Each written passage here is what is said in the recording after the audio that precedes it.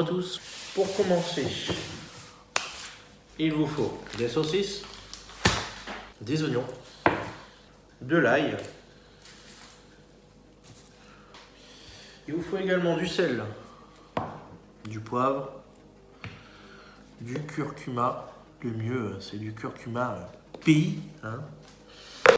Deux petites tomates quand même. Voilà. Très important avant de commencer. Lavez-vous les mains. Donc l'étape la plus chiante, on va le dire clairement, c'est la préparation des épices. Donc il faut tout couper. Donc voilà, les tomates, vous pouvez les couper grossièrement. Hein. Généralement je mets 3 oignons. Mais là on va faire un petit curry, donc je pense que 2 ce sera suffisant. Avant de commencer les épices, du coup, faut faire bouillir les saucisses.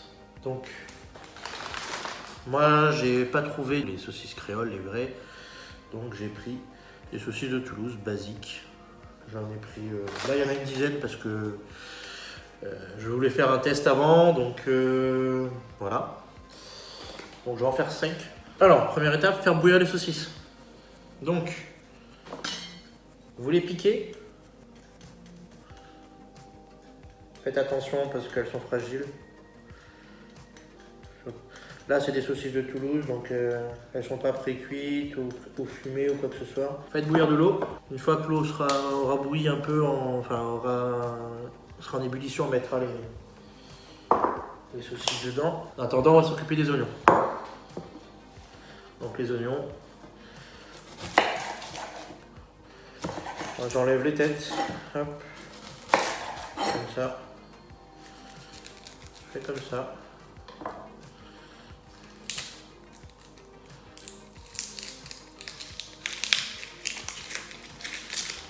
Voilà, j'enlève en gros la peau. Là, vous voyez, je laisse des grosses lamelles comme ça. Parce qu'en fait, quand vous allez les faire revenir, après, vous pouvez les séparer directement. Pas besoin de les séparer maintenant. Alors, généralement, ce que je fais, moi, c'est que je mets une petite serviette à côté ici. Je mets la planche un petit peu dessus. Et comme ça, quand j'ai fini, hop, tout sur le côté. Voilà. Bon, là, on va voir l'ail, c'est encore bon. Pour l'ail, vous coupez le petit bout qu'il y a au bout là, ici, le petit bout qu'il y a là.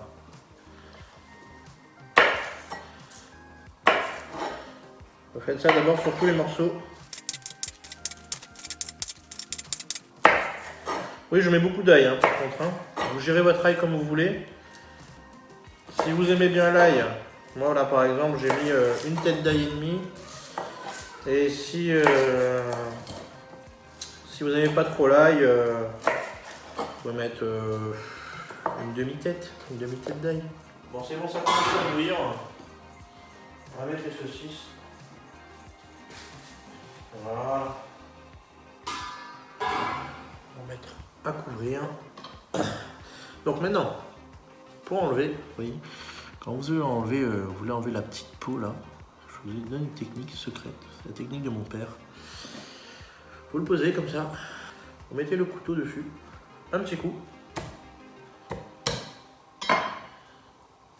Et là, regardez, ça va se défaire tout seul. C'est pas magique? Alors, il faut savoir que dans la culture réunionnaise, normalement, on écrase l'ail avec du sel directement dans un pilon. Mais là, on n'a pas de pilon. Donc, on le fait directement au mixeur. Donc, on va venir mixer ici l'ail avec une demi-cuillère à soupe de sel. Bon, à peu près ça pour l'instant. N'en mettez pas trop, on ne sait jamais, vaut mieux rajouter à la fin.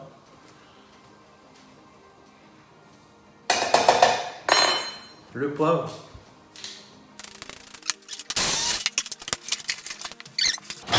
Une petite coupelle comme ça. Ouais, nettoyer tout de suite pour éviter que ça colle en fait. D'accord? Maintenant que vous avez votre ail, on a les tomates ici. Sur les tomates, on va mettre du curcuma. Donc, moi j'adore le curcuma, hein. C'est vraiment très très bon. Faites attention aux différents types de curcuma que vous pouvez avoir. Là, c'est le curcuma de la Réunion, qui est assez fort. Donc, moi je prends à peu près cette dose là. Donc, je sais pas si vous voyez bien. À peu près cette dose là. Okay, sur une cuillère saupoudrée comme ça. Hop. Voilà, sur vos tomates. Okay, dernier élément, du thym. Là, c'est pareil, c'est à votre convenance. Nos épices sont prêtes. On a l'oignon. Donc, dans l'ordre, on met les oignons. Ail. Une ou 2 minutes après que l'ail soit un peu revenu, on rajoute le thym qui est à côté. Et une fois que tout est bien cuit, on va passer à la phase mijotage. Donc, on va réduire le feu. C'est à ce moment-là qu'on va rajouter les tomates et le curcuma.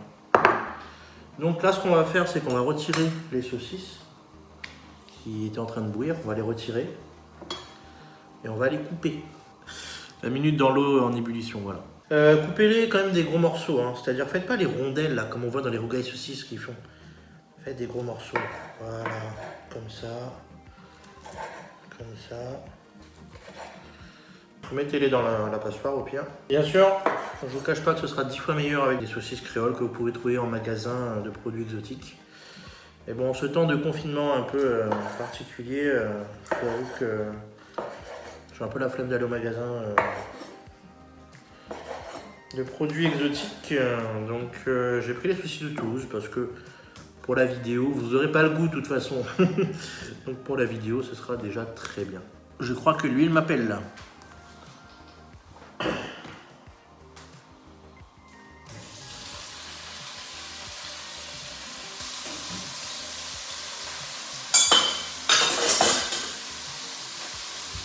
Bon, faites très attention à l'huile, faites pas comme moi, j'en ai reçu un petit peu dans l'œil. Je vous montre un peu comment j'ai fait. Donc regardez dedans, vous allez voir en fait que je les ai toutes mises sur un côté.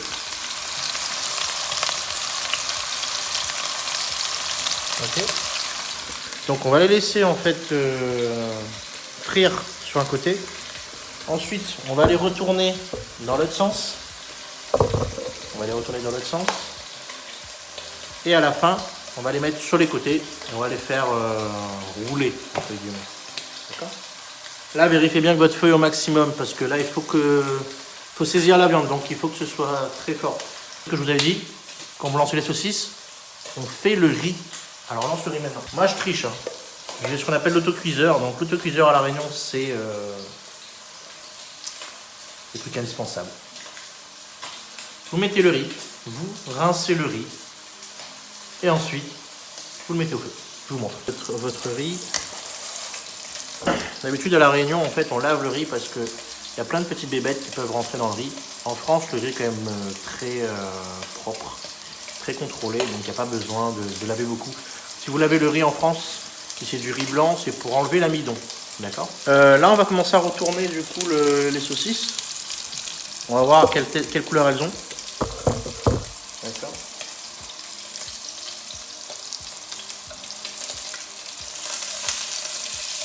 Voilà. Bon, on les a laissés peut-être un chouïa trop, mais elles ont une belle couleur quand même. Voilà. Elles ont une couleur de bien frit. Donc là, on va continuer dans l'autre sens.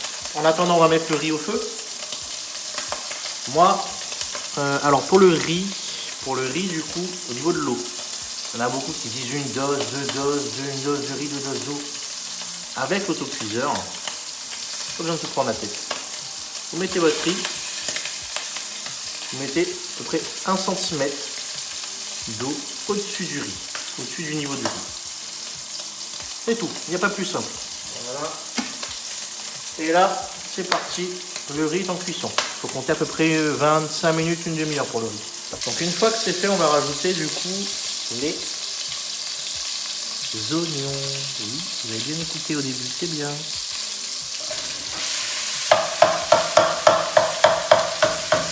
Ah, ce que je vous ai dit plus tôt maintenant, vous prenez la cuillère et vous tapotez sur les oignons pour les séparer.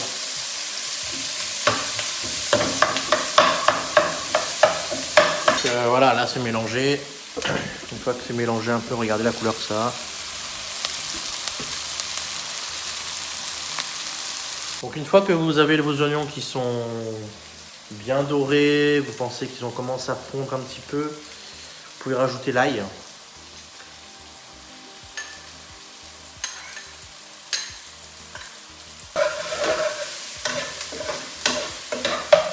Là, vous allez mélanger en fait jusqu'à temps que vous voyez que l'ail commence à fondre, à devenir un peu doré. Okay,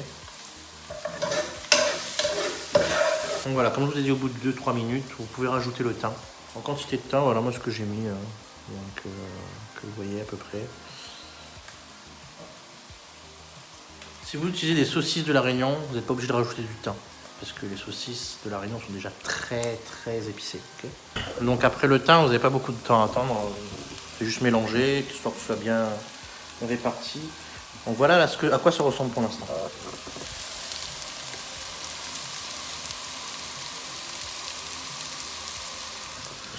Ok. Donc, dernière étape du processus. Qu'est-ce qui manque? Les tomates et le curcuma. Eh oui. Donc là, on va les rajouter maintenant et on va baisser le feu. Je vous montre à quoi ça ressemble pour l'instant. Donc là, je viens de mettre les tomates, le curcuma, un peu d'eau.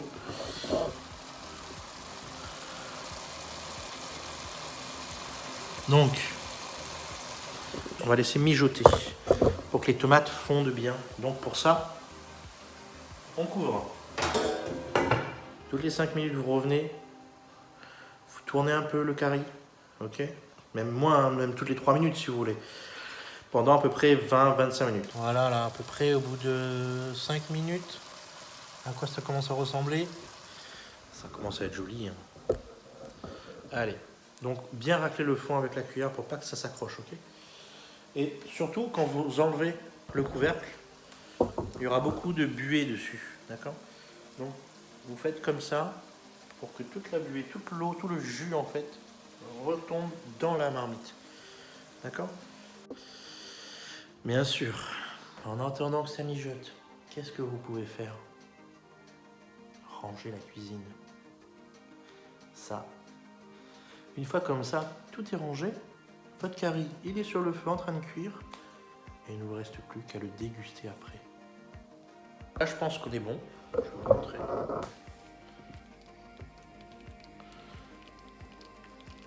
Là, on est plutôt bien, je pense. J'ai remis un petit peu d'eau à la fin, encore une fois. Faites attention, parce que plus vous rajoutez d'eau, plus le sel va se diluer avec l'eau qui a été rajoutée. Donc, n'hésitez pas à goûter pour voir si c'est encore assez salé. D'accord? Donc voilà, à quoi ça ressemble. C'est une belle couleur. Voilà. Le petit rougail saucisse est prêt maintenant. Et l'intérieur est quand même blanche.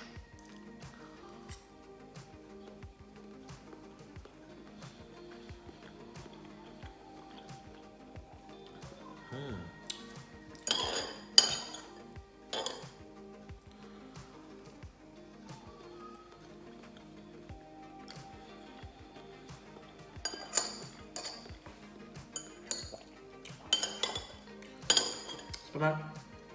Même avec la saucisse de Toulouse. Même avec la saucisse de Toulouse, c'est très bon. Bon, en même temps, je vais pas dire que c'était pas bon. Ce sera encore meilleur avec des saucisses de Montbéliard ou des saucisses de la Réunion, mais c'est déjà très bien. Allez, à vous de jouer.